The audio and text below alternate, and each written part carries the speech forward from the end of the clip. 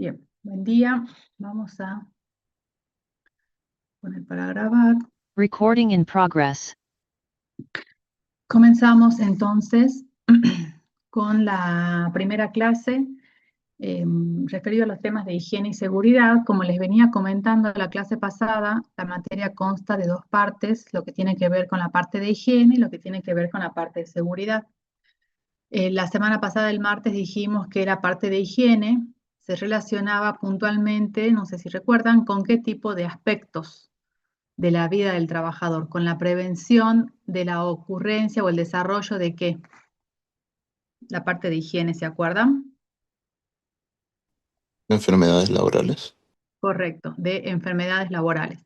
Mientras que la parte de seguridad está asociada a la prevención de los accidentes, ¿sí? A ver si corre la presentación. Ahí está. Vamos a definir en primer lugar lo que es la higiene laboral, la higiene del trabajo. La definimos como una ciencia y un arte. En la primera parte de la materia nosotros vamos a comenzar a desarrollar los diferentes temas de lo que es la higiene y la seguridad. Es una ciencia y un arte que tiene por objeto el reconocimiento, la evaluación y el control. Identificar, evaluar y controlar los factores ambientales o las tensiones que pueden darse en el lugar de trabajo y que pueden estar relacionadas con enfermedades profesionales o algún tipo de perjuicio a la salud, bienestar, incomodidades, ineficiencia entre los trabajadores o entre los ciudadanos de una comunidad. Nosotros la clase que viene vamos a ahondar más en lo que es la higiene laboral y vamos a hacer la presentación de lo que es la higiene laboral y lo que es la seguridad laboral y aspectos generales de la materia. Por otro lado, ¿qué es la seguridad laboral? La seguridad laboral es una disciplina que busca minimizar los riesgos presentes en la industria debido a que esos riesgos, esos peligros presentes en una industria o en cualquier tipo de actividad, en realidad cualquier tipo de actividad laboral, requieren gestionarse correctamente. Estos riesgos que estamos mencionando están vinculados a la ocurrencia o a la posibilidad de ocurrencia de un accidente que puede tener consecuencias tanto al nivel del trabajador porque le provoca lesiones, como también consecuencias en el ambiente de trabajo, en el ambiente externo, al proceso productivo, etc. Ambos conceptos pueden englobarse en lo que se conoce como salud ocupacional.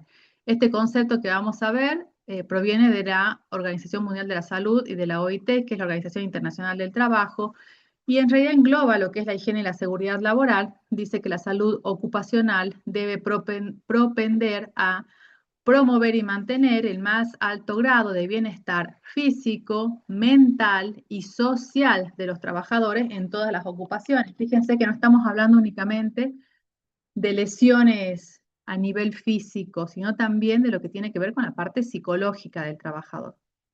La prevención de las alteraciones de la salud de los trabajadores, dada por las condiciones del trabajo, su protección frente a los riesgos presentes dentro del ambiente laboral o en los puestos de trabajo que utilizan, y la ubicación y mantención de los trabajadores en un ambiente que esté adaptado a sus capacidades, tanto fisiológicas, es decir, físicas, como psicológicas, es decir, adaptar el trabajo al hombre y no al revés. Y no que sea que el hombre se tiene que adaptar a la tarea. Eso es un concepto de los últimos años, podríamos decir, que se busca, que se promueve justamente lograr que el trabajo se adapte al hombre y no al revés, de forma tal que el trabajador desempeñe sus tareas de la forma más amena.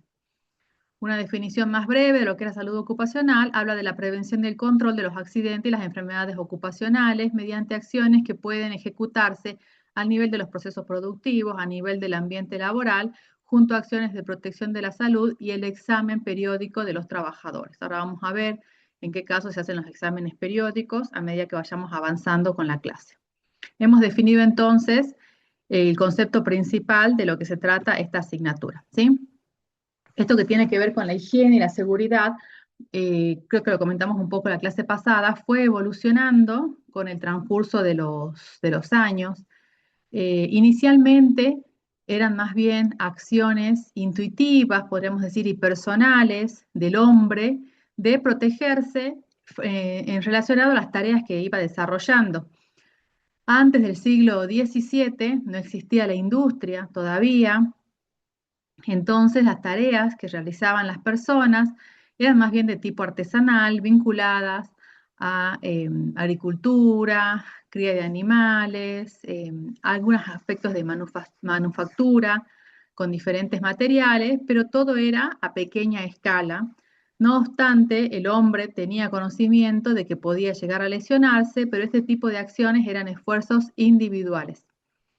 También se existían establecimientos con empleados, podríamos decir, a la escala que podría haber en esa época.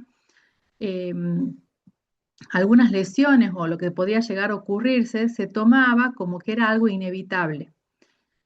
Comienza a aparecer, con la revolución industrial, comienzan a aparecer las diferentes maquinarias, mediados del siglo XVII, comienzos del siglo XVIII. Comienzan entonces a aparecer industrias, por ejemplo, manuales en el área textil, cuando comienzan a aparecer las maquinarias.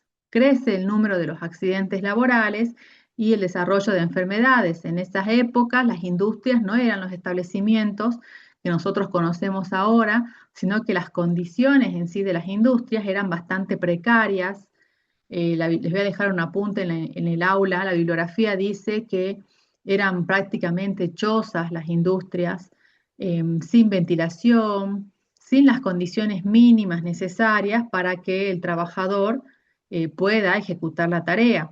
Por eso ese crecimiento de la cantidad de accidentes y de las enfermedades, les decía que se tomaba como algo natural, como parte del proceso de la industrialización y del trabajo, y no necesariamente se emprendían acciones preventivas, tampoco se exigían, ¿sí?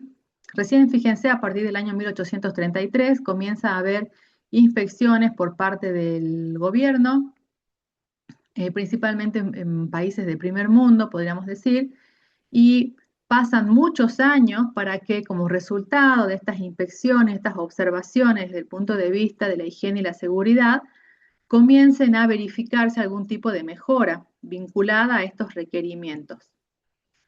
Más o menos unos años después, 1863, Estados Unidos comienza a existir los inspectores industriales que, entre otras cosas, se encargaban de verificar las condiciones laborales.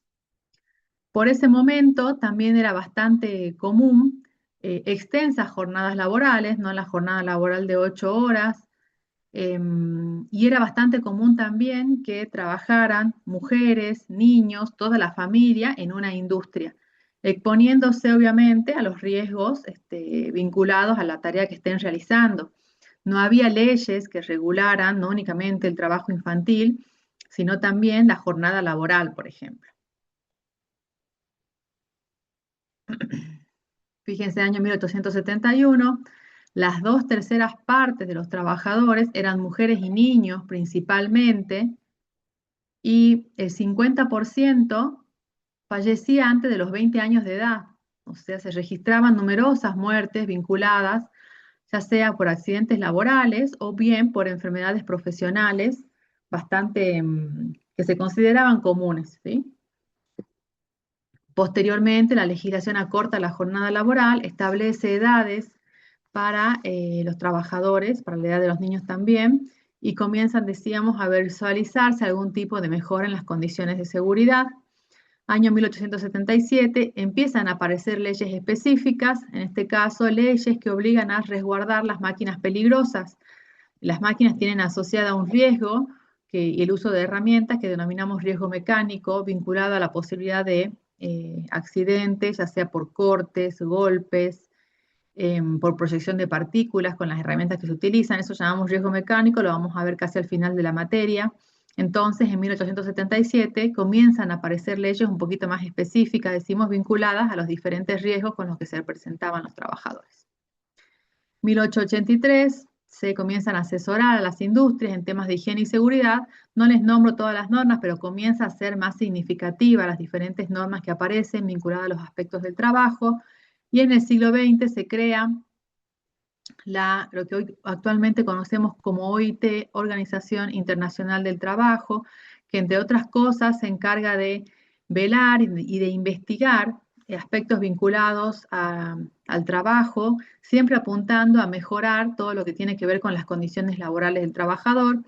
Es así que yo en general les pongo en el aula disponible apuntes de la OIT referidos a los diferentes riesgos. La OIT investiga contaminantes en el ambiente laboral, analiza límites permitidos, por ejemplo, para esos contaminantes, teniendo en cuenta la extensión de las jornadas laborales, entre otros aspectos. En nuestro país, nuestra ley nacional data del año 72, es la ley 19.587, y con posterioridad, varios años después, aparece su decreto reglamentario, que es el 351 del año 79.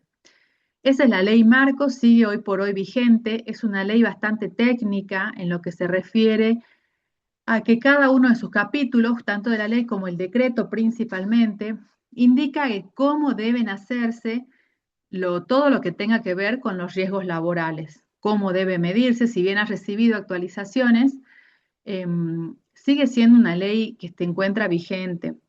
O sea que en las clases yo me voy a estar refiriendo a la ley. Cuando digo la ley, me estoy refiriendo puntualmente a la ley marco, que es la ley 19.587. Nosotros vamos a ir recorriendo gran parte de los capítulos y vamos a ir contando en los diferentes temas que dispone la normativa, ya sea que lo establece la ley, su decreto reglamentario o normas actualizadas que lo hayan complementado. Existen muchas normas vinculadas a lo que es la higiene y seguridad laboral. Ya enseguida vamos a entrar a un buscador de leyes para que ustedes vean con cuántas normas se vincula esta ley nacional.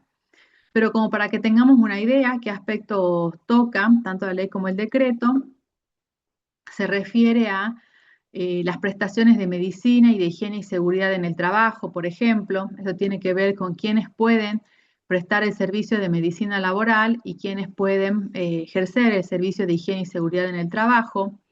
Establece características de cómo tienen que ser los establecimientos, sobre todo en lo que tiene que ver a la cantidad de trabajadores, baños, duchas disponibles, entre otros aspectos.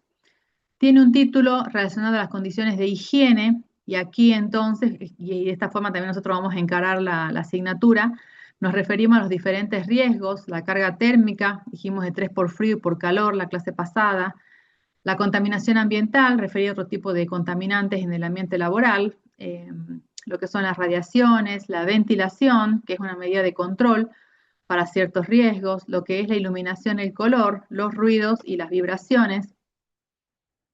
En otro título tiene agrupado lo que correspondiente a los aspectos de seguridad, las instalaciones eléctricas, las máquinas y herramientas, los aparatos para izar y protección contra incendios.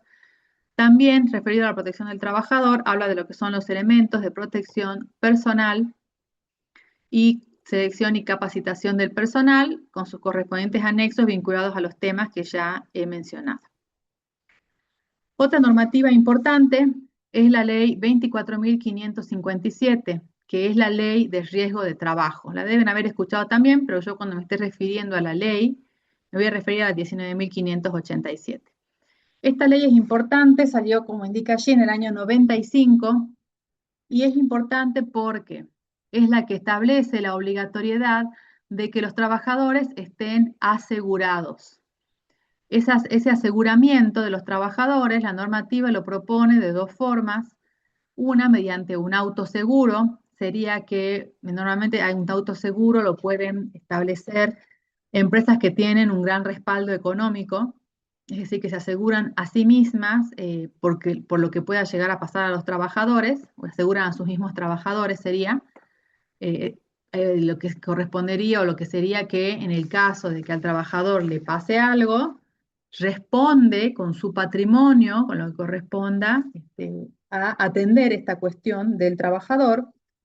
Creo que son pocas las empresas que trabajan con autoseguros, y lo más común es que aseguren a sus trabajadores mediante una empresa aseguradora, como lo son las aseguradoras de riesgos de trabajo o ART, que ya hemos mencionado también la clase pasada. Entonces, dentro de lo importante de la ley de riesgos de trabajo, es una que establece la obligatoriedad del seguro para los trabajadores, Y lo más común decimos que es mediante una aseguradora de riesgos de trabajo, es decir, que el empleador paga de acuerdo a los riesgos a los cuales se encuentran los trabajadores expuestos en su puesto de trabajo, cierta prima de seguro para que pueda responder entre la ocurrencia ya sea de un accidente o bien que un trabajador comience a evidenciar síntomas del desarrollo de alguna enfermedad profesional. Enseguida vamos a ver cómo se evalúa eso. También establece obligaciones tanto para los trabajadores como para los empleadores y las ARTs. Y otro aspecto importante de esta ley es que crea al organismo de control, que es la Superintendencia de Riesgos de Trabajo, que va a ser el organismo quien va a velar y va a verificar por el cumplimiento de las normas vinculadas a la higiene y a la seguridad. ¿Tienen alguna pregunta hasta aquí?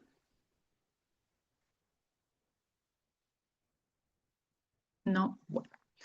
Esta normativa, la ley 24.557, tiene un decreto reglamentario que es el 170 del 96. Vamos a resumir algunos aspectos más importantes que establece derechos, deberes y obligaciones para las diferentes partes que participan del régimen de lo que es la seguridad laboral.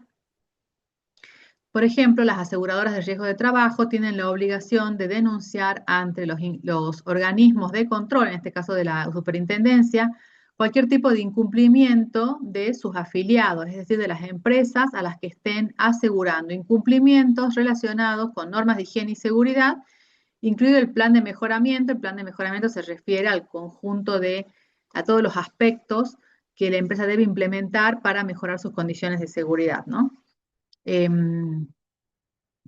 ¿Cómo se instrumenta esto? Hay un sistema que se maneja, un sistema informático donde están todos conectados, la superintendencia, las ARTs, con las empresas. Yo les comentaba la clase pasada que las ART, dentro de su función, también realizan inspecciones a los establecimientos a los cuales tienen asegurado, y esas inspecciones deben ser periódicas, porque una ART no le va a convenir, entre comillas, asegurar a un empleador irresponsable que tenga su establecimiento con una gran cantidad de riesgos, ¿sí? Normalmente, no sé si llamarla tablas, pero, por ejemplo, si uno tiene, no sé, un ingenio azucarero, la prima de seguro es tanto. Un trabajo de oficina, la prima de seguro es tanto. Esos valores están como medianamente fijados o previstos con anticipación y difieren en las diferentes ART por unos cuantos pesos, pero no es tan significativo o sí tal vez para el empleador, ¿sí? Pero tienen montos previstos de acuerdo al tipo de puesto de trabajo que están asegurando. Sin embargo, si en ese ambiente laboral existen riesgos adicionales a las condiciones normales, porque no se realiza ningún tipo de acción vinculada a lo que es la higiene y la seguridad, la ART va a denunciar ese tipo de situaciones, o tiene la obligación de denunciar ese tipo de situaciones al organismo de control, que es la superintendencia. Tiene acceso a la información necesaria también para cumplir con las prestaciones de la Ley de Riesgos de Trabajo. Debe promover la prevención, informando a la superintendencia los planes y los programas exigidos a las empresas. O sea, la ART también puede promover o exigir a la empresa que adecúe ciertos aspectos que considere que no son del todo saludables para los trabajadores, y con periodos de tiempo y verificar esos cumplimientos. O sea que la RT también hace las veces de control. También debe mantener un registro de siniestralidad, es decir, de cualquier tipo de siniestro que exista en un establecimiento.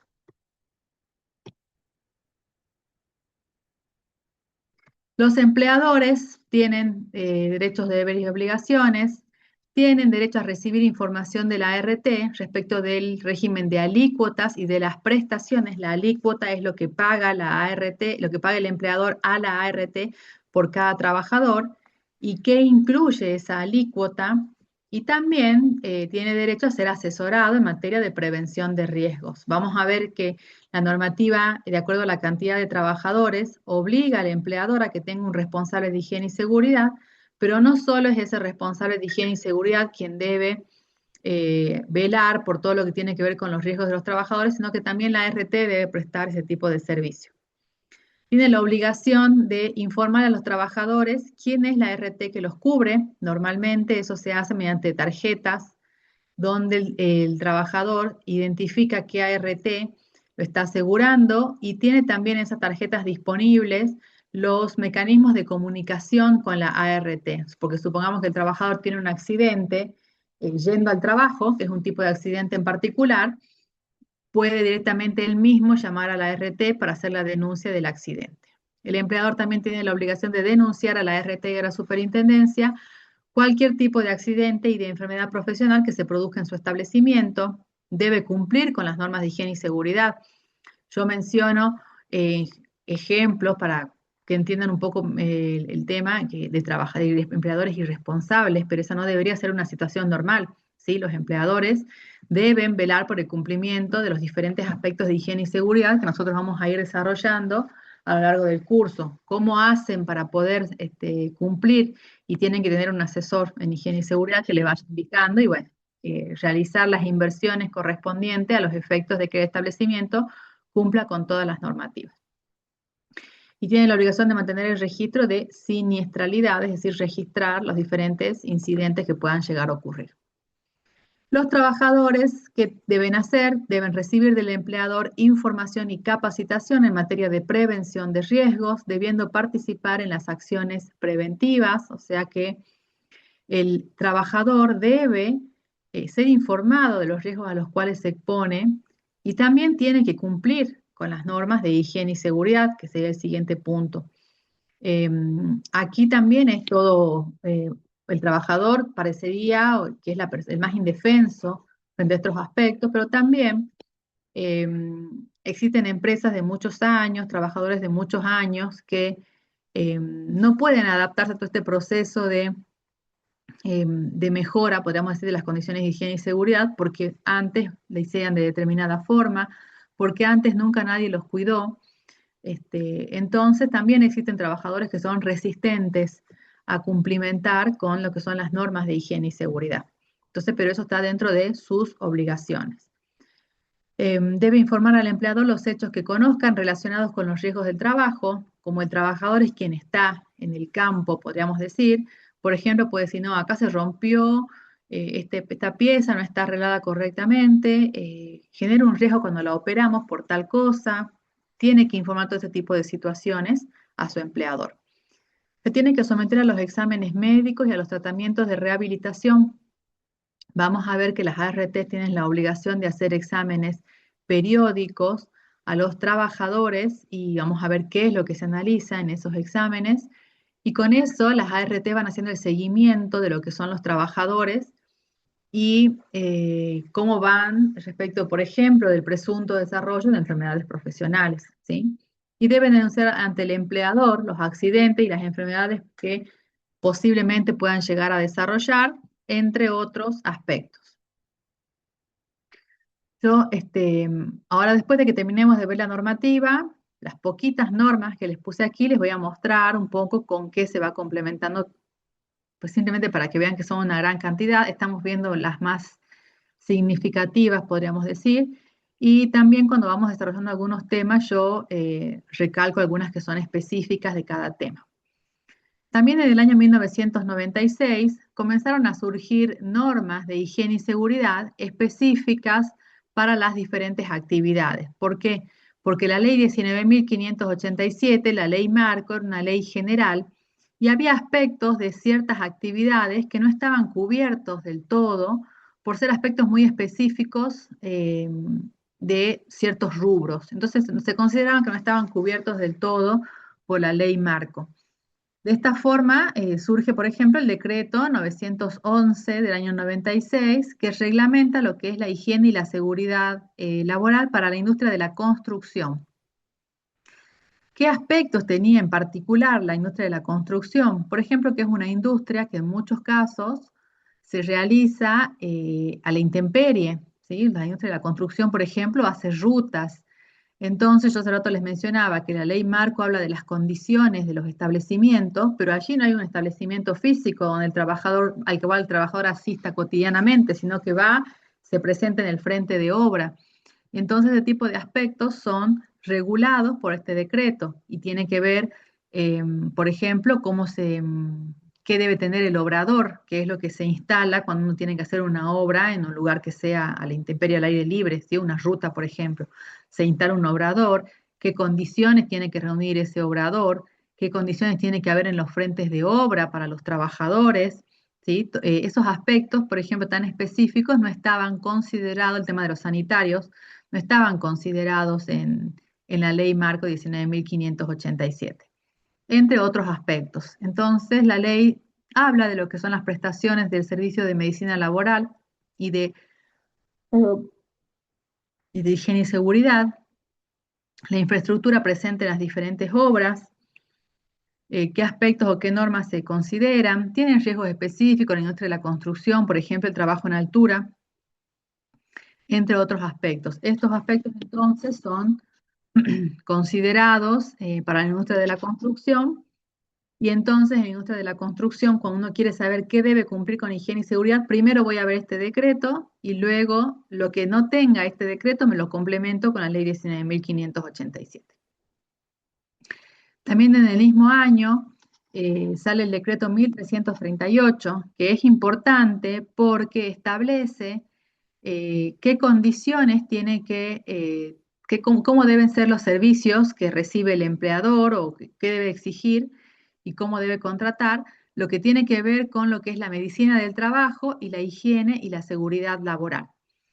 Entonces, en lo que tiene que ver con todo lo que es riesgos laborales, son dos las profesiones más relevantes, podríamos decir. Una es el médico laboral, y otra es el profesional especialista en higiene y seguridad del trabajo. El médico laboral va a atender específicamente al trabajador, los aspectos que tenga que ver, y el profesional de higiene y seguridad se encarga de identificar los riesgos presentes en el establecimiento y de analizar ese tipo de condiciones a las cuales el trabajador está expuesto. Analizarlos y proponer las medidas correctivas, ¿no? Respecto de esto, lo que establece el decreto, yo no voy a ahondar en abrir el cuadrito, pero de acuerdo a los riesgos presentes en los establecimientos y de acuerdo a la cantidad de trabajadores que tienen los diferentes puestos, los diferentes establecimientos industriales, este decreto establece cuántas horas semanales debe cumplir el profesional de higiene y seguridad y el responsable de medicina laboral en cada establecimiento.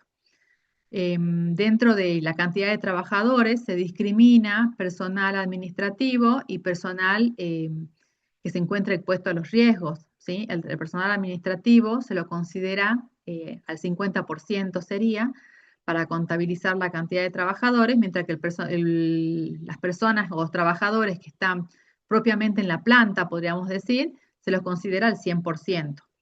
O sea, que si una empresa tiene 30 operarios y 10 administrativos, se calcula, de acuerdo a este decreto, lo que se llama trabajadores equivalentes, serían los 30 que tienen planta y son 10 administrativos, los considero al 50% y serían 5.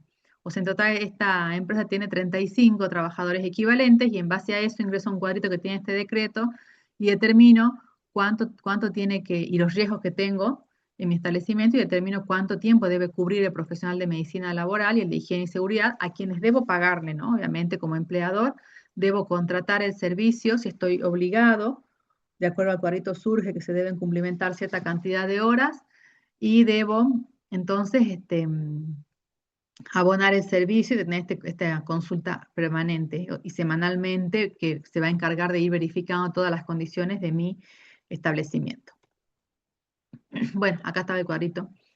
Fíjense, hace referencia a los diferentes capítulos de la ley. Cada uno de estos capítulos está relacionado con riesgos y conforme a eso son la cantidad de horas semanales. Y acá están los trabajadores equivalentes, ¿sí?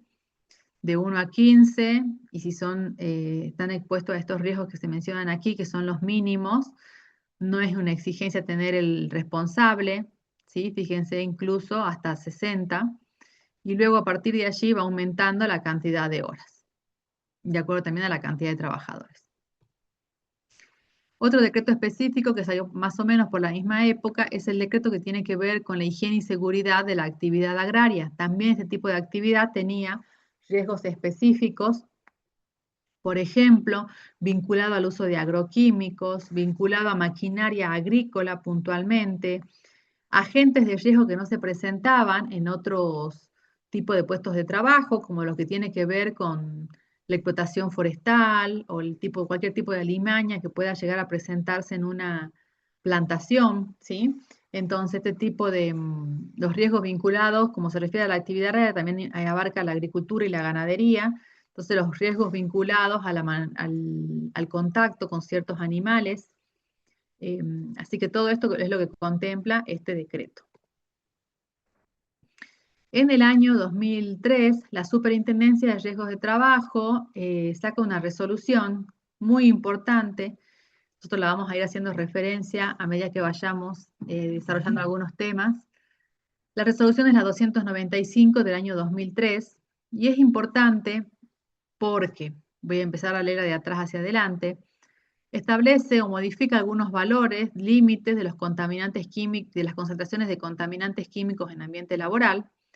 Eso es lo que indica acá como valores de CMP. La clase que viene ustedes van a entender mejor lo que es el CMP. Establece el procedimiento para medir, o modifica en realidad el procedimiento para medir el estrés por calor e incorpora lo correspondiente al estrés por frío. Baja el límite de los niveles de ruido fijados por la ley. La ley fijaba 90 decibeles y el decreto lo fija en 85, o sea, lo reduce. Esto yo lo voy a volver a decir cuando veamos el tema ruido. También establece temas de mediciones, lo que tiene que ver con las radiaciones. Y dentro de los aspectos más importantes, incorpora a lo que es la higiene y la seguridad laboral un aspecto que no había sido considerado antes por la normativa, que es lo que tiene que ver con la ergonomía y el levantamiento manual de cargas. El tema del levantamiento manual de cargas no era un aspecto contemplado por las normas de higiene y seguridad hasta ese momento. Y acá lo que tenemos, esto lo vamos a volver a ver cuando veamos las clases de ergonomía, es un cuadrito que de esta misma resolución, donde indica las cargas máximas que pueden llegar a levantar los trabajadores dependiendo de cómo son las condiciones de levantamiento, ¿sí? Eso dentro de los aspectos más relevantes de esta normativa. En el año 2007, para los chicos que son de minas, aparece el decreto 249, que reglamenta lo que tiene que ver con la actividad minera. Es decir, que en la actividad minera, primero voy a mirar este decreto y lo que no esté contemplado por este decreto, recién me voy a la normativa 19.587 y el decreto reglamentario. ¿Por qué? Porque también la actividad minera tiene algunos riesgos específicos que no los tienen en general las otras actividades. Por ejemplo, la minería a cielo abierto, la minería subterránea, el manejo de explosivos, entre otros aspectos. Sistemas de ventilación en minas, si bien ustedes tienen asignaturas en su carrera donde desarrollan esos aspectos, yo no lo toco porque no es mi especialidad. Sí, los ingenieros en minas se forman específicamente, por ejemplo, en lo que es la ventilación de minas, cuando las minas subterráneas. Bueno, son muchos aspectos de higiene y seguridad que no están contemplados en las normas generales y por eso tiene una normativa específica. Entonces, la normativa establece o considera lo que es el trabajador, lo que es el empleador, con sus derechos, deberes y obligaciones, la figura de las aseguradoras de riesgos de trabajo y también lo que es el organismo de control, que es la Superintendencia de Riesgos de Trabajo. ¿Alguna pregunta hasta aquí?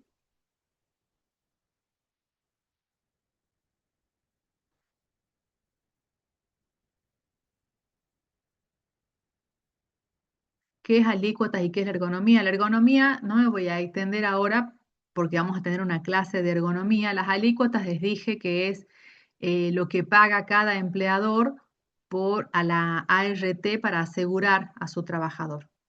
Es la prima del seguro, el monto del seguro. ¿Sí? Esas son las alícuotas, lo que se paga por cada trabajador. La ergonomía se encarga, en líneas generales, de adaptar el trabajo al trabajador y no al revés. Y para eso actúa sobre los diferentes elementos del ambiente laboral, que justamente es, del trabajo, mejor dicho, que justamente es el ambiente laboral, el trabajador en sí, el puesto de trabajo, y también se encarga de ver todo el tema del levantamiento de cargas. Lo vamos a ver en una clase puntual, lo que es la ergonomía. ¿Alguna otra pregunta? De nada. Bueno, continúo entonces ahora sí para hablar puntualmente de lo que es el accidente de trabajo y la enfermedad profesional. El accidente de trabajo lo vamos a definir como un hecho no deseado que interrumpe un proceso normal de trabajo y que resulta en daño a las personas, a la propiedad o al proceso productivo. Y siempre representa pérdidas, ya sea pérdidas de tiempo, porque se detiene ese proceso productivo debido al accidente, pérdidas materiales, porque parte de lo que se estaba produciendo en ese proceso productivo ya no sirve y hay que eliminarlo, y en el peor de los casos, pérdidas o algún tipo de lesión vinculada al trabajador, ¿sí? Por otro lado, la enfermedad profesional, enfermedad laboral, enfermedad ocupacional es similar. Es el daño causado de manera directa por el ejercicio de una profesión o por el desarrollo de una actividad en un puesto de trabajo determinado, que se produce de manera lenta y progresiva. Ese es el aspecto más importante que tenemos que tener en cuenta referido a lo que son las enfermedades ocupacionales. ¿Qué se necesita o qué es lo que debe, no que se necesita, sino qué es lo que, qué factores se debe tener en cuenta al momento de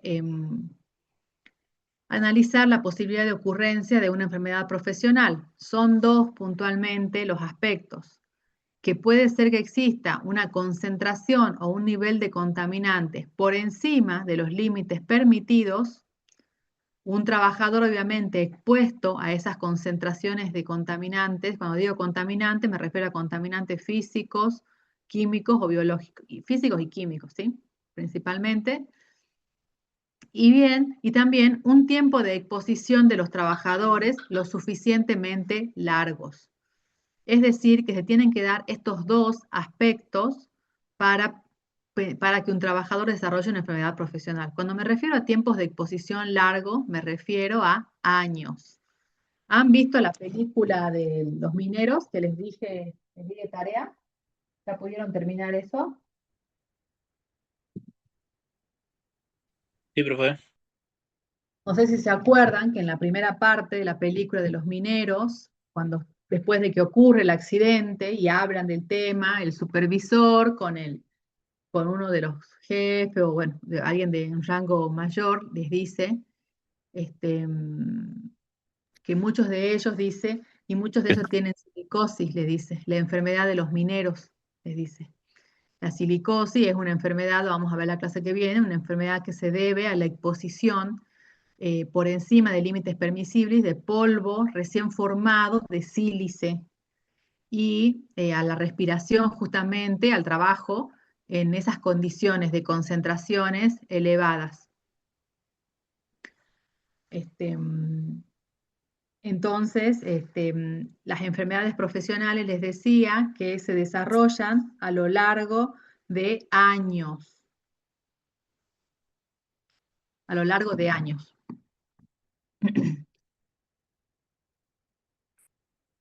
Y como ejemplo, dentro de esto existe un gran listado de agentes de riesgo que pueden tener asociado desarrollo de enfermedades profesionales. Hay una normativa que es el decreto 658 del año 96 que presenta un listado de agentes de riesgo y las posibles enfermedades profesionales. Dentro de, fíjense, aquí el agente de riesgo es el ruido, les puse aquí algunos ejemplos. Los trabajos donde se puede presentar este agente de riesgo y cita una serie de actividades, trabajos en la industria metalúrgica con percusión, abrasión, proyección, perforación de piezas metálicas, laminado, trefilado, estiramiento, utilización de herramientas neumáticas, molienda de piedras y minerales, corte de árboles con sierras mecánicas, etcétera, y un listado. Y el agente de riesgo es el ruido y la enfermedad profesional es la hipoacusia perceptiva. ¿Sí? ¿Qué otro agente de riesgo al cual nos exponemos los docentes? El agente es la sobrecarga en el uso de la voz. Las actividades, por ejemplo, las tienen los maestros o profesores, actores, profesionales cantantes o trabajadores de las artes o espectáculos, telefonistas. ¿Y cuál es la enfermedad profesional? Una disfonía que se intensifica durante la jornada de trabajo, que recurre parcial o totalmente durante los periodos de reposo o vacaciones, sin compromiso anatómico de las cuerdas vocales, disfonía persistente que no remite con el reposo, o sea que descansa y sigue difónico, va perdiendo la voz, nódulos en las cuerdas vocales, ¿sí? Por ejemplo, el caso de las personas que están hablando y se les empieza a hacer afónico, afónico hasta que pierden la voz. Pasa un rato, pueden volver a hablar y pierden la voz. Ese sería el más leve, ¿sí? Por eso dice que no persiste ya, como dice, no remite, perdón, que remite con el reposo, o sea, descansa un rato y ya puede volver a hablar normal, ¿sí? O bien la persona que ya quedó afónico y eso es de tanto haber sobrecargado la voz. La exposición a aceites, grasas o minerales sintéticos, aceites o grasas de origen mineral o sintético, en general, cualquier tipo de tarea de mantenimiento suele utilizar aceites minerales y fíjense que en la enfermedad profesional son dermatitis. Las dermatitis son irritaciones de la piel con mayor o menores gravedad. Algo que uno quizás tal vez no lo puede asociar con una enfermedad profesional, pero dice, ay, sí, me genera alergia y tiene un enrojecimiento, se pone una cremita, le pasa, después le vuelve, ¿sí? A ese nivel uno a veces se imagina una enfermedad profesional algo un poquito más grave, pero también engloba este tipo de aspectos, ¿sí? Otros agentes de riesgo, el calor, y dentro de la enfermedad profesional lo vamos a ver cuando veamos estrés por calor, pérdidas de electrolitos, se manifiesta con calambres musculares, sudoración profusa, oliguria. Oliguria es la dificultad para orinar, porque uno no tiene orina, porque pierde demasiado líquido, por ejemplo, por una transpiración excesiva, porque esté expuesto al calor, ¿sí? Entre otros aspectos que vamos a estudiar del estrés por calor, otro agente de riesgo, fíjense que tienen que ver con lo que es la ergonomía, perdón, no, con las vibraciones, todavía no es la parte de ergonomía, vibraciones transmitidas a la extremidad superior por máquinas y herramientas. Por ejemplo, el operador del martillo neumático, que está mucho tiempo con el martillo, bueno, eso genera algún tipo de lesión en la parte ósea. Y aquí lo que les mencionaba, polvos de sílice, me falta acá poner el agente de riesgo, listas de actividades, trabajo en la minería, tallado y pulido de rocas que contienen sílice libre, extracción, molienda y utilización de cuarzo como materia prima, entre otros aspectos. La enfermedad profesional es la silicosis, que es lo que les daba de ejemplo en la película, ¿sí?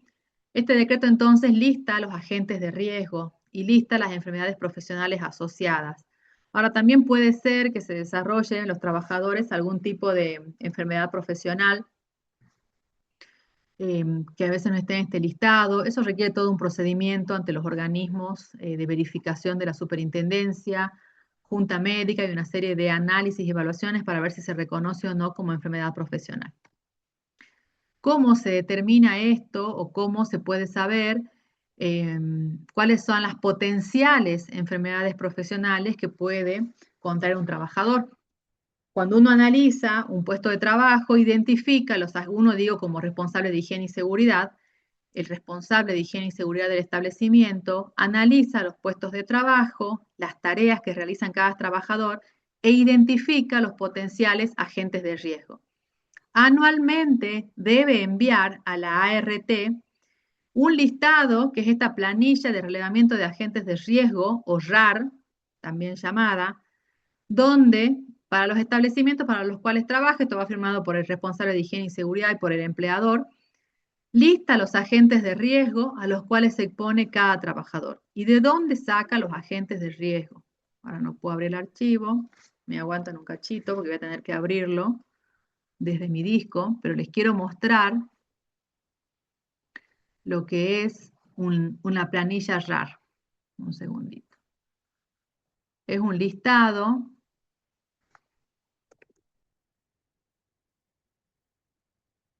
Para todo esto se hace normalmente por sistema.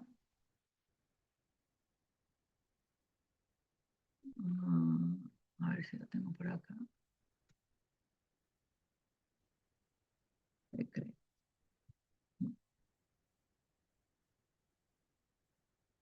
Un segundo. Que limpié mi disco. Y parece que saqué todo. A ver si encuentro una planilla rara. Un segundito, un segundito.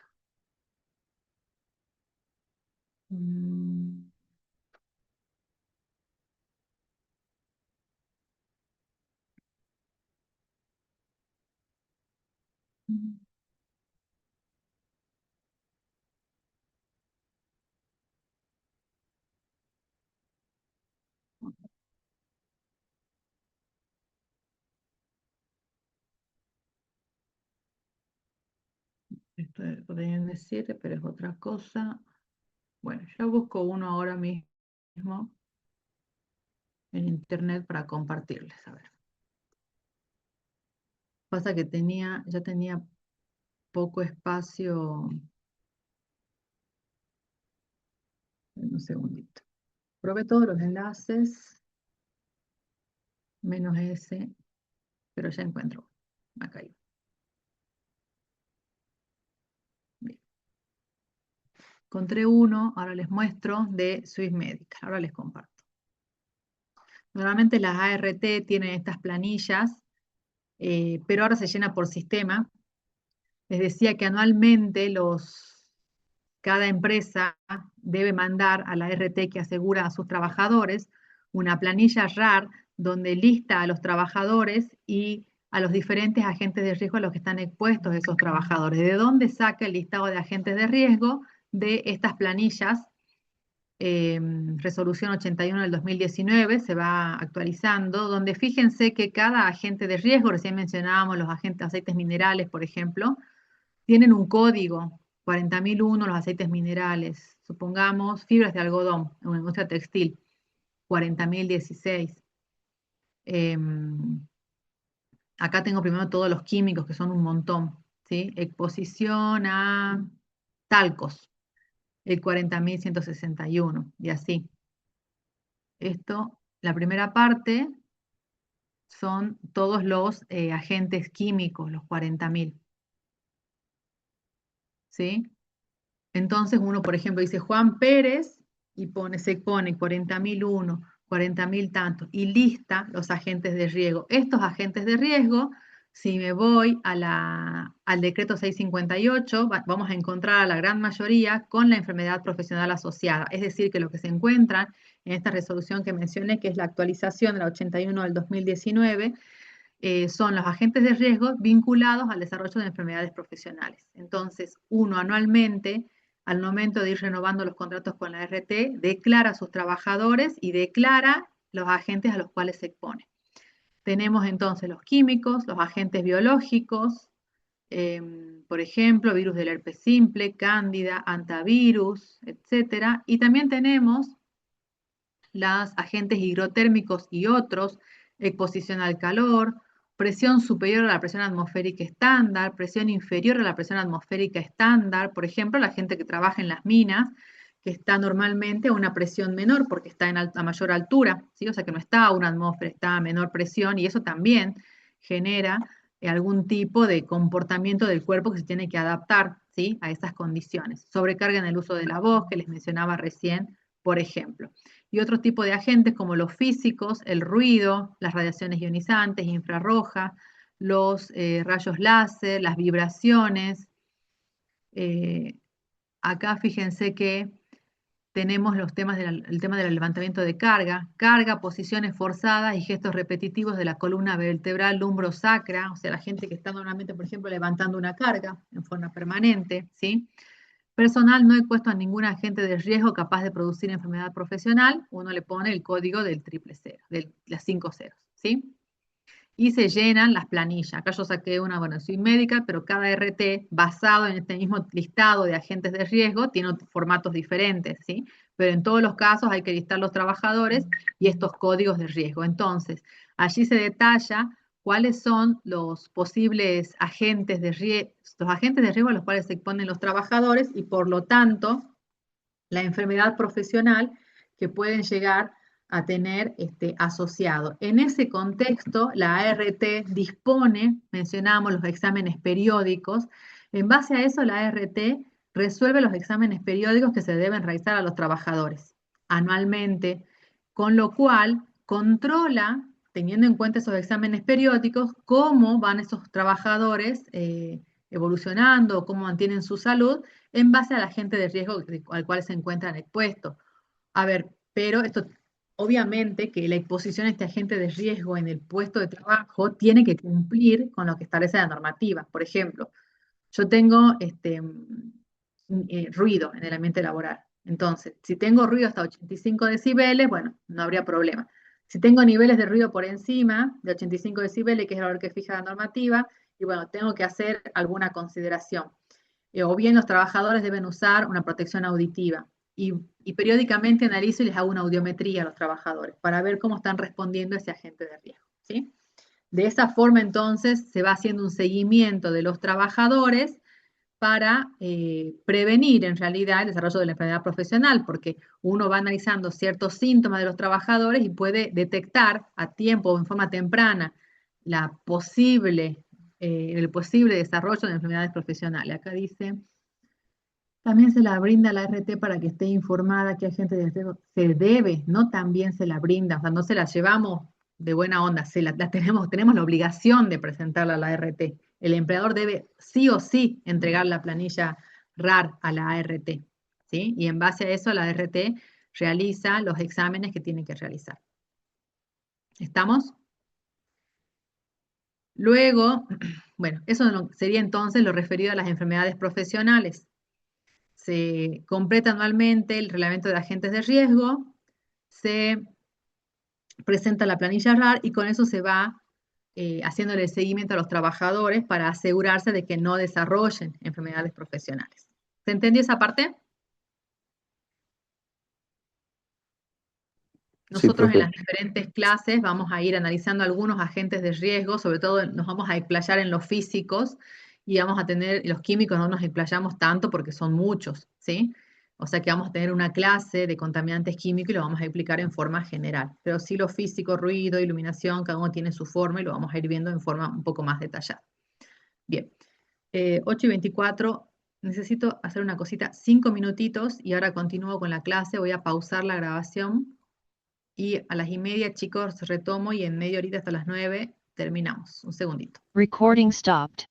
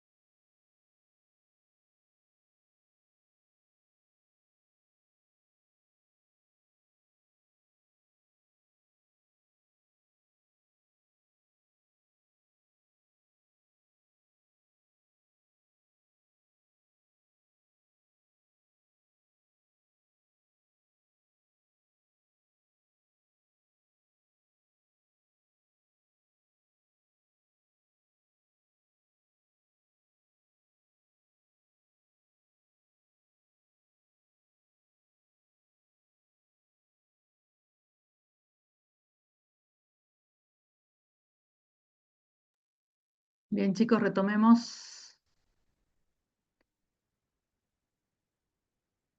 Recording in progress. Bien. Continuamos ahora con lo correspondiente a los accidentes de trabajo.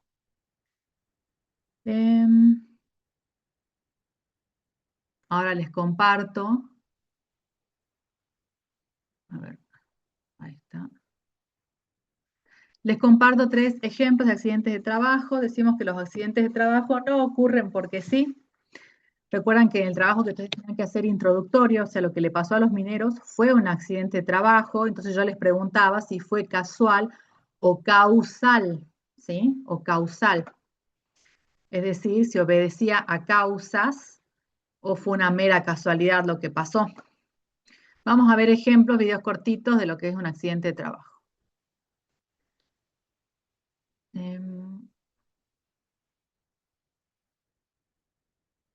Acá tengo que hacer clic. Un segundito, que creo que tengo que compartir el sonido. Buen día. Acá.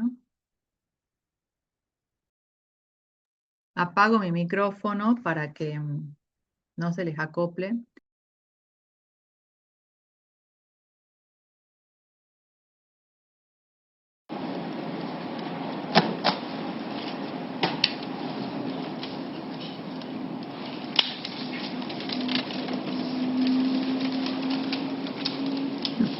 Observen lo que pasa en primer plano y lo que pasa en el plano secundario en esta oficina.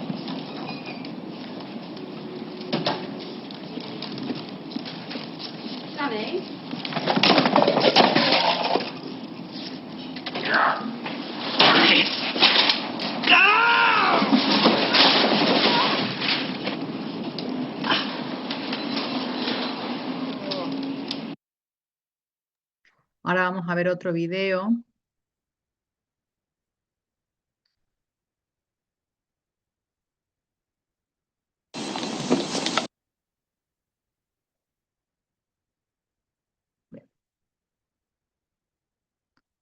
Ahí va. También observen lo que pasa en primer plano y lo que pasa atrás.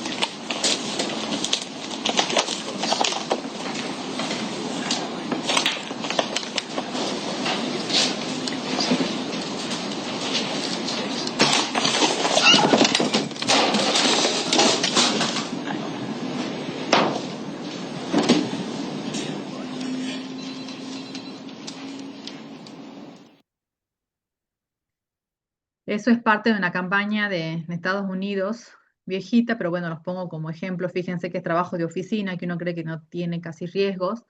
Lo que es el trabajo estacionario, ¿sí? Stationary is bad, o sea, el trabajo sedentario, no estacionario, sedentario, no es bueno.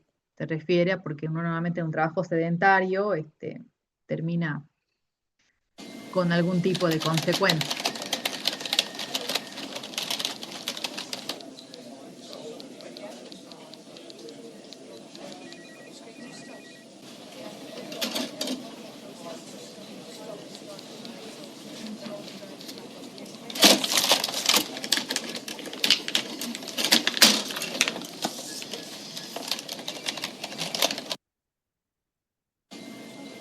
Bueno.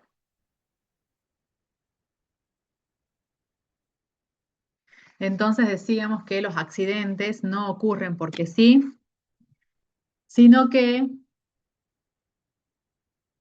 son causales, obedecen siempre a causas, ¿sí?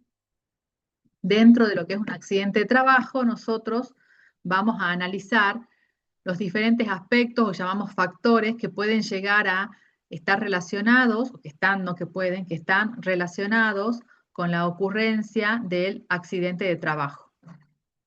Estos factores son el agente, la parte del agente, la condición mecánica o material de seguridad, el tipo de accidente, el acto inseguro y el factor personal de seguridad. ¿Qué es el agente? Es el objeto, elemento o sustancia que está estrechamente relacionado con la lesión o con el accidente propiamente. Por ejemplo, una máquina, una herramienta, una sustancia química, etc.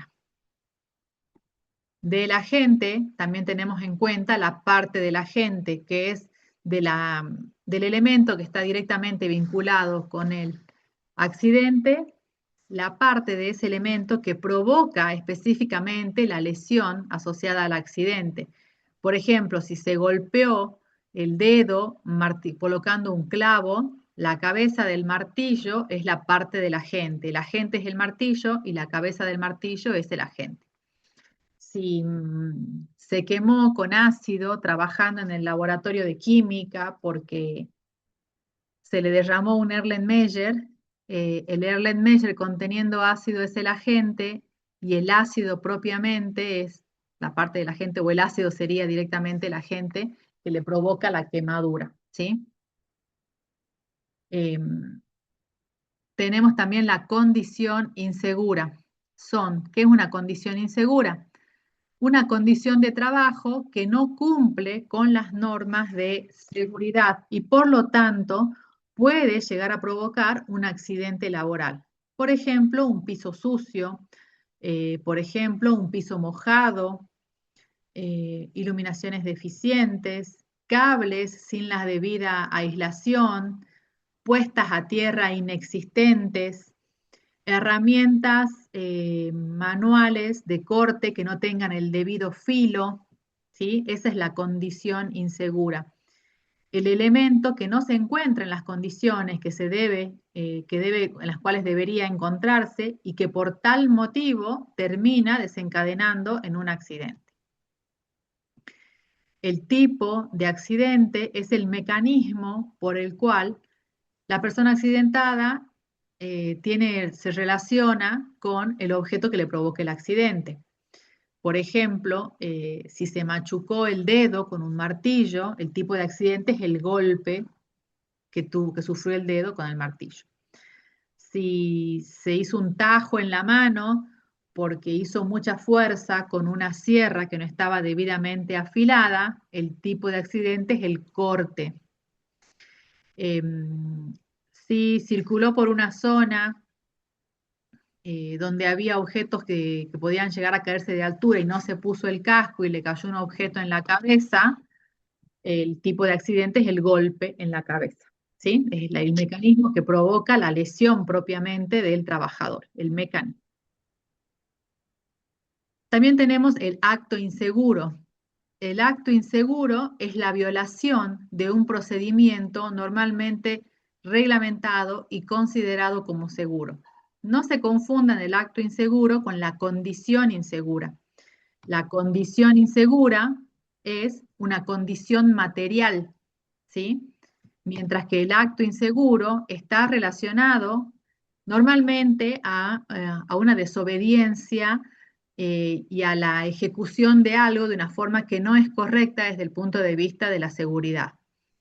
Por ejemplo, trabajar sin elementos de protección personal en zonas donde, como les mencionaba recién, hay posibilidad de que caigan objetos de altura. Una obra de construcción, trabajo en la planta baja y en el piso alto también están trabajando, haciendo el edificio, y yo estoy sin casco en la planta baja, ¿sí? Eso es un acto inseguro. Circular por pisos mojados, donde hay señalización de no circular, es un acto inseguro.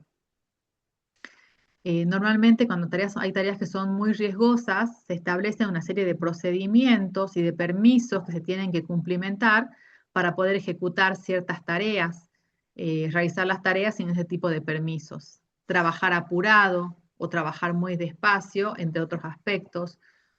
Trabajar bromeando sin prestar atención a lo que estoy haciendo. ¿Sí? Ese es un acto inseguro. Y por último, el factor humano. El factor humano es la predisposición propia de una persona por su componente psicológico, por su carga mental o por algún tipo de limitación física que hace que esa persona sea propensa a sufrir accidentes de trabajo, ¿sí? Se dice es la persona accidentógena, esas personas que siempre les pasa algo. Si siempre les pasa algo es porque o son distraídos, o porque no están por ahí desarrollando una tarea que les agrade. Existen diferentes características, ¿sí? Muchas cosas les pueden pasar a los trabajadores los diferentes días que van a trabajar, con los cuales pueden tener relacionado un accidente de trabajo, ¿sí? A veces hay personas con mala predisposición para realizar la tarea, no les gusta cumplir órdenes, entonces al hacer los trabajos de mala manera terminan provocando un accidente, personas que no les gusta seguir los procedimientos, personas temerosas, ¿sí? Todo eso tiene que ver con el factor humano. Entonces, hablando de los actos inseguros y el factor personal, factores personales que combinados con actos inseguros pueden ocasionar un accidente. Por ejemplo, una persona que trabaje jugando, que se burle de todo, que no se tome nada en serio. Una persona con un exceso de confianza, canchera, ¿sí? Que cree que se las sabe todas y tal vez se pone a ejecutar una tarea que no conoce. Una persona que quiera complacer siempre al jefe, aunque no se sienta capacitado para hacer la tarea, pero como el jefe se la pide, la hace porque es complaciente. Una persona que esté muy cansada, una persona que esté bajo los efectos del alcohol o de algún otro tipo de vicios, psicofármacos, drogas, ¿sí? Que vaya así a trabajar. Personas que trabajen apurados, personas que no hayan sido capacitadas correctamente para la tarea y por lo tanto terminan desarrollando su tarea de forma insegura. Personas que negativas, que todo les caiga mal de lo que tienen que hacer en su puesto de trabajo, personas frustradas, excesos de confianza. ¿Por qué las personas cometen actos inseguros o desarrollan prácticas inseguras? Estamos hablando ahora puntualmente de uno de los factores del accidente de trabajo. Porque no sabe, porque no fue capacitado correctamente para la tarea, porque no puede porque tal vez su tarea consiste en levantar ciertas cargas, si es una persona de contextura baja, o colocar ciertas piezas en un lugar más elevado, y es una persona de contextura baja, o al revés, es una persona de contextura gruesa y trabaja en un espacio muy reducido, lo cual le limita la forma de que puede desarrollar su tarea, o bien porque no quiere, porque es una persona que no es voluntariosa para el trabajo que está desarrollando. Entonces, ¿por qué no sabe? Porque no lo capacitaron, porque no es su tarea y sin embargo lo hace porque esas personas gauchitas te ponen yo te ayudo con esto y no es lo que tiene que hacer, no está capacitado, pero lo hace de onda, pero también puede llegar a lesionarse, porque le da una mano a su compañero para que termine, porque cumple órdenes superiores y no se anima a contradecir, más allá de que no se encuentre capacitado, o bien por curiosidad. ¿Por qué una persona no puede? Bueno, porque está limitada de forma física, dimos ejemplos recién, o bien porque no tiene las herramientas necesarias para poder ejecutar la tarea. ¿Y por qué no quiere? Decía, porque a todos los trabajadores les puede pasar algo cuando van a trabajar, tiene problemas en su casa, tiene una actitud negativa o rebelde, no se lleva bien con las personas con las que trabaja, es una persona miedosa para hacer la tarea. Son numerosos los factores que pueden entonces influir en un trabajador para que terminen sufriendo o quedarse estando expuestos a accidentes de trabajo. Por lo tanto, cada acción del trabajador es importante y cuando un trabajador es incorporado a una empresa, es necesario sus correspondientes capacitaciones y una evaluación minuciosa de sus aptitudes para que justamente esté desarrollando la tarea que más se adapte a sus cualidades y a sus habilidades. Ejemplo, algunas situaciones que pueden desembocar en un accidente de trabajo, esto para que nos riamos un poco. El trabajador arreglando cosas eléctricas con los pies en el agua, aquí colocando un cartel sin las debidas protecciones de seguridad ni los arneses para el trabajo en altura, aquí sin los elementos correspondientes, eh, una escalera para poder realizar ese trabajo. ¿Y cómo se sabe los diferentes riesgos a los cuales puede exponerse el trabajador, tanto que hay presentes en un puesto de trabajo. Hay otro requisito más de presentar a la RT, además del reglamento de agentes de riesgo que mostramos recién y que está enfocado específicamente en lo que son las enfermedades profesionales. Hay otra planilla más que es lo que se conoce como Relevamiento General de Riesgos Laborales. El Reglamento General de Riesgos Laborales es un formulario que debe completar el responsable de higiene y seguridad y, bueno, y debe ser también avalado por el empleador y se presenta a la ART cada vez que se renueva el contrato con la ART. Este formulario, que lo vamos a mirar enseguida, lo que hace es evaluar y ir recorriendo los diferentes aspectos vinculados a la higiene y a la seguridad, teniendo como referencia las normativas, principalmente la Ley 19.587 y el Decreto 351. Recorre todos los diferentes aspectos de higiene y seguridad y es un formulario de preguntas sí, no, y si corresponde o no aplica, y si no cumple lo que tiene que cumplir, se anota cuándo lo va a cumplir la empresa. De forma tal que entonces esta es la primera vista que tiene la RT de en qué condiciones está la empresa que está por asegurar. Lo vamos a mirar rápidamente para que tampoco se puede abrir, pero tengo uno abierto acá.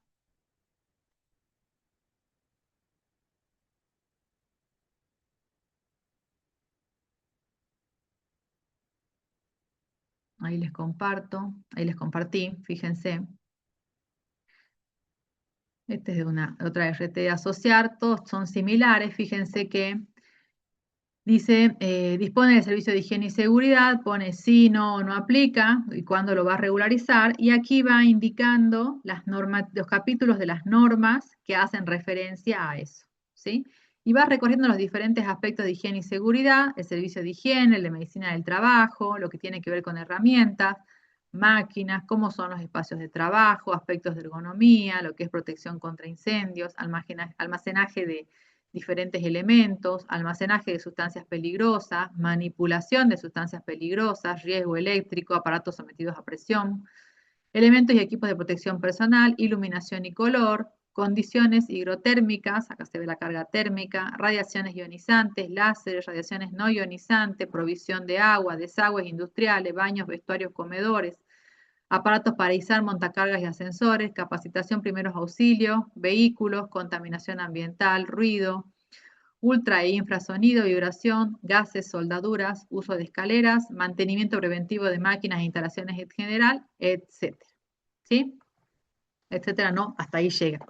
Entonces, ¿qué hace el responsable de higiene y seguridad? Evalúa todo el establecimiento y va completando esto. Sí, no o no aplica. No aplica, por ejemplo, si no hay ruido en un establecimiento, ¿sí? Si yo estoy en un trabajo de oficina, normalmente no son puestos de trabajo que estén expuestos a ruido, entonces capaz que no me corresponde medir directamente ruido, ¿sí?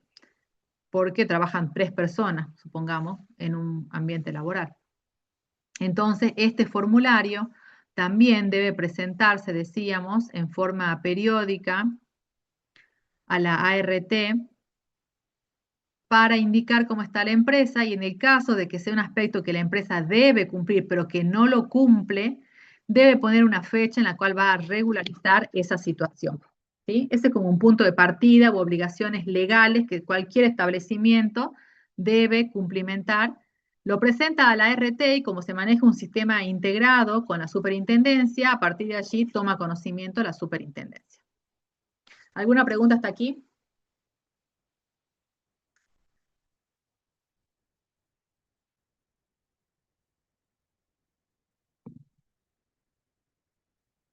Si no hay preguntas, continúo.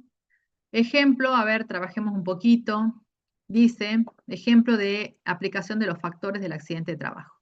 Resbaló una escalera de mano, provocando la caída al suelo del pintor, quien se fracturó una pierna.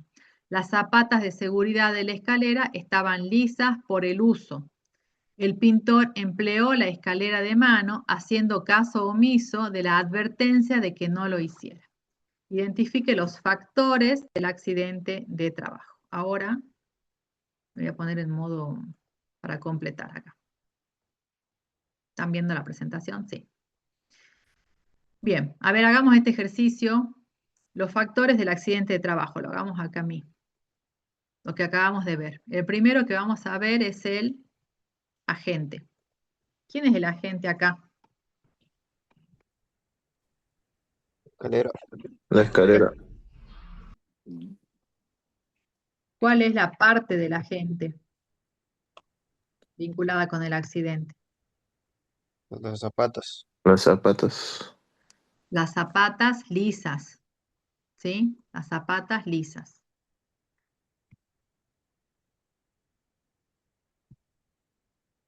Bien, ¿qué más tenemos? El tipo de accidente. Locativo. ¿Cómo? Locativo.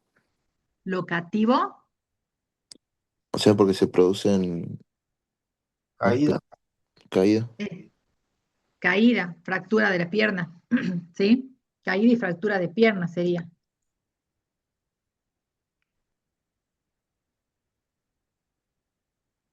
¿Qué más? La condición insegura.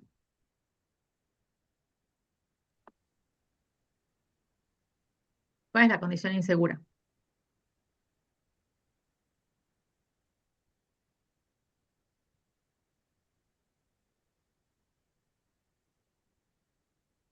¿Podría ser falta de mantenimiento en la escalera? Sí. Escalera defectuosa, escalera con zapatas lisas. La condición insegura, nos acordemos que es algo material, ¿sí? Una condición material. Entonces tenemos que describir un objeto que no tiene las condiciones que tiene que tener.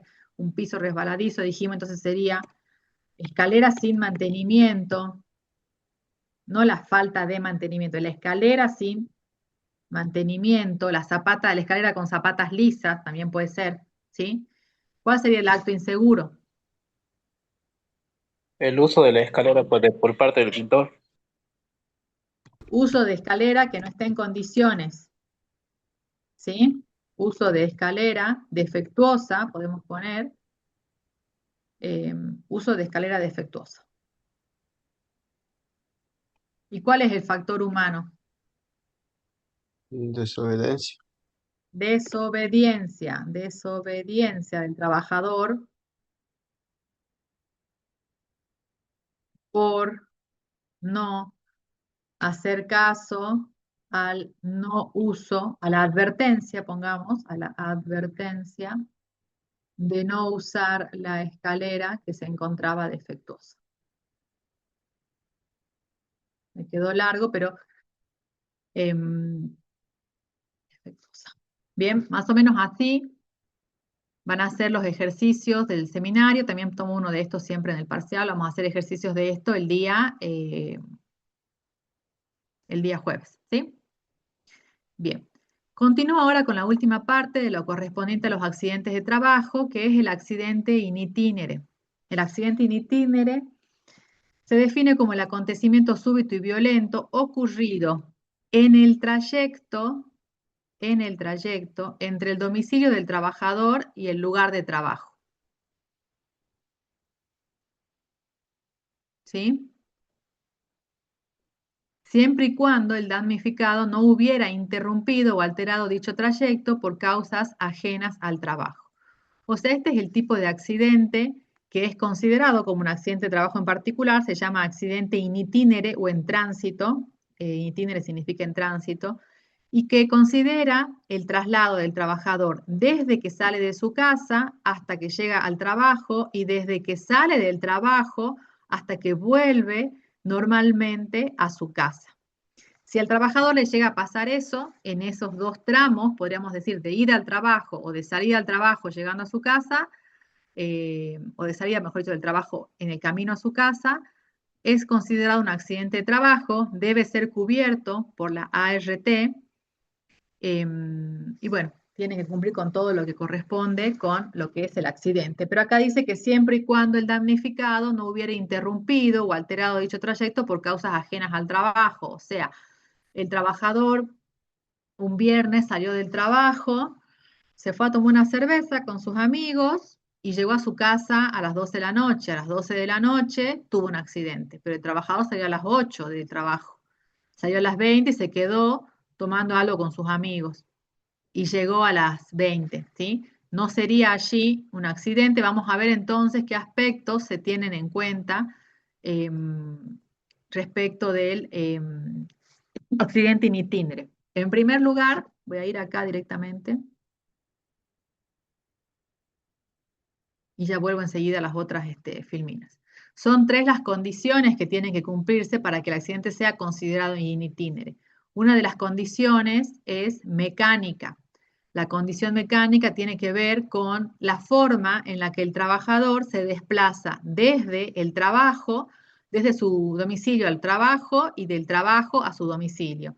Por ejemplo, si el trabajador va en un vehículo que no tiene luces, que no tiene los frenos en condiciones, que no tiene revisación técnica, y se supone que esta condición mecánica considera siempre que el trabajador se desplace en un medio seguro a su trabajo, ¿sí? Puede ser el medio que sea, pero que lo haga en forma segura. Si va en bici, que tenga casco. Si va en moto, lo mismo, que tenga casco, que esté debidamente en bici con las debidas señalizaciones para ser visibles. Si es un auto, que también el auto esté en condiciones, ¿sí? Otro aspecto que se tiene en cuenta es el aspecto cronológico, y recién yo les daba el ejemplo. Se considera más o menos 1 hora antes del horario de ingreso y 1 hora después del horario de salida como el tiempo suficiente para que el trabajador salga de su domicilio y llegue al trabajo, o bien salga del trabajo y llegue a su domicilio. Siempre y cuando el trabajador no tenga registrado, por ejemplo, que vive a más de 1 hora de su trabajo, entonces allí se considerará la hora y media o el tiempo que le lleve al trabajador en forma real, porque el empleador conoce el domicilio del trabajador, el tiempo que le lleve al trabajador llegar a su trabajo. Y si va caminando, el tiempo que le lleve llegar caminando. El trabajador lo tiene que informar, ¿sí? Lo tiene que informar. Hoy decidí irme caminando porque no tengo plata para el colectivo, no quiero pagar la sube, el colectivo pasa muy lleno, no hay colectivos cerca de mi casa, me lleva 1 hora y media. El trabajador lo debe informar, ¿sí? De qué forma se desplaza a su lugar de trabajo. Este factor cronológico apunta específicamente al ejemplo que les di. El trabajador sale a las 8, trabaja en el centro, vive en San Pedrito, y el accidente ocurrió a las 12 de la noche. No, ahí no se da el factor cronológico, ¿sí? Porque aunque el trabajador se haya vuelto ese día caminando, no va a llegar nunca a las 12 de la noche a su casa. Evidentemente, algo se quedó haciendo en el trayecto. Entonces ya no sería allí considerado in itinere. ¿Está bien? ¿Se entiende eso? Y el otro aspecto es el geográfico o topográfico. Tiene que ver con que para verificar que sea efectivamente el trayecto, tengo en cuenta dónde vive el trabajador y dónde desarrolla sus actividades. Si el trabajador vive en San Pedrito, trabaja en el centro y de ida le pasó algo en Alto Comedero, y bueno, ahí no estoy en mi recorrido habitual del trabajo. El trabajador se desvió por algún motivo. ¿Puede ser un motivo justificado? Sí, ahora lo vamos a ver. Pero en principio entonces también se considera el recorrido en líneas generales desde el lugar de trabajo y el domicilio. Y cuáles serían las vías normales de comunicación de esos 2 lugares. ¿Está bien? Ya sea que vaya caminando, en bici, en moto, en auto, en colectivo, en el medio de transporte que el trabajador declare. Entonces aquí cuando definimos el accidente in itinere, dice siempre que el damnificado no hubiera interrumpido, ¿sí? Interrumpido sería que me quedé haciendo otra cosa y fui más tarde, o alterado dicho trayecto, me desvié a otro lado a visitar a un amigo por causas ajenas al trabajo. ¿Hay excepciones? Sí, hay excepciones. El trabajador puede decir, no, yo vengo de otro trabajo cuando vengo acá, no vengo de mi casa. O de aquí me voy a otro trabajo, no me voy a mi casa. Entonces el in itinere se modifica y es justificado si el trabajador concurre a otro empleo, situación que el trabajador tiene que informar para considerar cómo sería el recorrido desde hacia el otro empleo o desde el otro empleo hacia el lugar de trabajo. Por razones de estudio, yo trabajo y estudio de la facultad, termino una clase y me voy a trabajar, o bien salgo de acá de trabajar y me voy a estudiar. Entonces, Mi recorrido habitual a la salida o a la entrada es este, lo declaro y lo informo para que se tenga en cuenta, y mi itinerario entonces se modifica de acuerdo a lo que uno declare, o bien la atención de un familiar directo enfermo y no conviviente. Por ejemplo, tengo enferma a mi mamá y y nos organizamos con mis hermanos y yo la cuido en este horario. Hoy me toca cuidarla, ¿sí? Se presenta, se informa, se declara esa situación. La normativa dice 3 días hábiles, pero bueno, cuando son este tipo de situaciones son contempladas, siempre que se avise con anticipación, ¿sí? Para tener conocimiento de que ese itinerario se modificó. La ocurrencia de accidentes in itinere es más común de lo que uno considera. Recibe una persona que se accidenta in itinere, recibe el mismo tipo de tratamiento que si tendría un accidente de trabajo, ¿sí? La mayoría de los accidentes in itinere ocurren por causas asociadas al tránsito, choques, por ejemplo. Pero no todos los accidentes de tránsito ocurren in itinere. Puede haber también que el trabajador tenga accidentes en la vía pública por ocasión de trabajo, pero eso no sería in itinere. Por ejemplo, supongamos que yo soy un cadete de la empresa, entonces mi trabajo consiste durante la mañana en ir y llevar papeles a diferentes lugares. Si yo ya estoy dentro del lugar de trabajo y eso me pasa en la calle, no es un in itinere, es un accidente de trabajo, ¿sí? Porque yo ya estoy dentro de mi jornada laboral y mi trabajo habitual es ir y llevar papeles, caminando por el centro y me atropelló un auto, ¿sí? Me caí en un pozo, no sé. Si me pasó antes de llegar al trabajo, saliendo del trabajo hacia mi casa, sí es in itinere. Los accidentes de tránsito también pueden ocurrir por estas adentros de las empresas. Sí, si una empresa es muy grande y hay circulación de vehículos, puede darse un accidente, o bien porque yo manejo un vehículo de la empresa y dentro de mi horario de trabajo me desplazo en ese vehículo para hacer algún tipo de gestión que se me encargue en la empresa, pero dentro de mi horario de trabajo, ¿sí? En general, fíjense las estadísticas, un accidente de tránsito en la Argentina, 1 de cada 3 accidentes in itinere termina en fallecimiento. ¿Por qué pueden llegar a darse? Porque excesos de velocidad por parte de los trabajadores, estando el trabajador bajo los efectos de diferentes tipos de sustancias, cansancio de los trabajadores, el no cumplimiento de normas de seguridad, niños en asientos delanteros, no utilizar casco, no cumplir normas de seguridad, como violar un semáforo en rojo, circular en contramano, no tener el vehículo en condiciones, falta de luces, por ejemplo, ¿sí? ¿Qué puede pasar al trabajador? Se puede golpear, se puede cortar, se puede lastimar, aplastamiento de algún miembro, se puede quebrar, puede llegar a provocarse amputaciones de algún miembro o bien riesgo de vida por este tipo de accidentes. ¿Qué genera el accidente in itinere? Costos siempre para la empresa y para el trabajador. Si bien el trabajador está asegurado, a la empresa siempre le va a generar costos el poner una persona que la reemplace, por ejemplo, cubrir ese tipo de, y cubrir cualquier tipo de tratamiento del trabajador, ¿sí? Lo tiene que cubrir la empresa si es que se trata de un accidente in itinere. Y puede llegar a haber sanciones y llegar a la justicia por algún tipo de responsabilidad administrativa, civil o penal. Bien, y con esto terminaríamos lo correspondiente a los accidentes de trabajo. ¿Alguna pregunta?